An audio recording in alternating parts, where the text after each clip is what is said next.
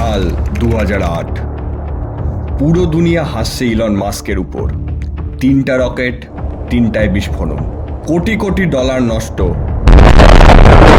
তাই বন্ধ হয়ে যাচ্ছে। সেই সময় সমস্ত মিডিয়া আউটলেট একটাই কথা বলছে, ইলন মাস্ক পাগল এবং তার স্বপ্ন কোনোদিনই পূরণ হবে না।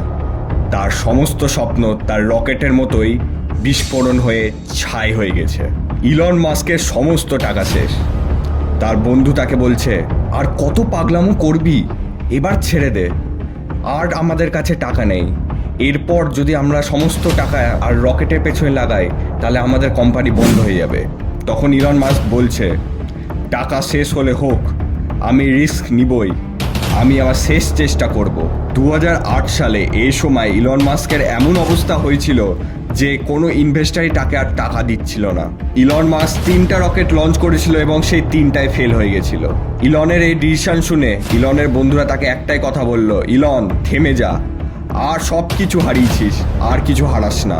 কিন্তু ইলন মাস্ক আকাশে তাকিয়ে একটাই কথা বলল, আমি সব কিছু হারাতে রাজি, কিন্তু এই শেষ সুযোগ এবং শেষ চেষ্টা আমি ছাড়ব না। 28শে সেপ্টেম্বর 2008, ফ্যালকন 1 দাঁড়িয়ে আছে লঞ্চ প্যাডে, সবার চোখ সেই রকেটে। কাউন্টডাউন শুরু হলো, 3, 2, 1, লিফট অফ।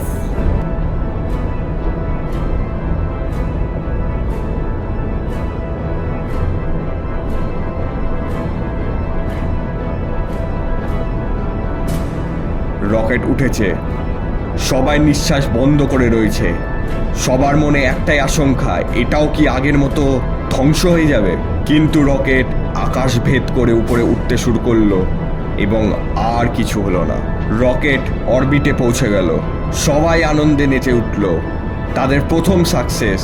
সবার চোখে জল, সবার চোখে অবিশ্বাস, এমনকি সে সময় আনন্দে ইলনের চোখেও জল ছিল। অ্যালন মাস্কের যদি এই শেষ চেষ্টাটাও ব্যর্থ হতো তাহলে অ্যালন মাস্ক সব কিছু হারাতো। তার কাছে আর এনাফ টাকা ছিল না তা কোম্পানিটাকে চালাবে। কিন্তু তাও অ্যালন রিস্ক নিল, তার শেষ টাকা অবধিও তার শেষ রকেটের পেছনে উড়িয়ে দিল এবং সেই শেষ রকেট অ্যালন মাস্কের সেই শেষ হোপ, অ্যালন মাস্কের স্বপ্নকে উড়ান দিল। অ্যালন মাস্কের এই সাফল্যের কিছুদিনের মধ্যেই নাসা তাকে $1.6 বিলিয়ন ডিল দিল এবং এখান থেকেই তার টেসলা কোম্পানি স্কাই রকেট হয়ে যায়। যে মানুষটা সব দিক দিয়ে একবারে শেষ হয়ে যাচ্ছিল, সেই মানুষটা আজ মহাকাশ জয় করলো এবং যে মানুষটার শেষ টাকা অবধি ছিল না নিজের রকেট লঞ্চ করার, সে আজ গোটা ওয়ার্ল্ডের মধ্যে নাম্বার 1 রিচেস্ট পারসন।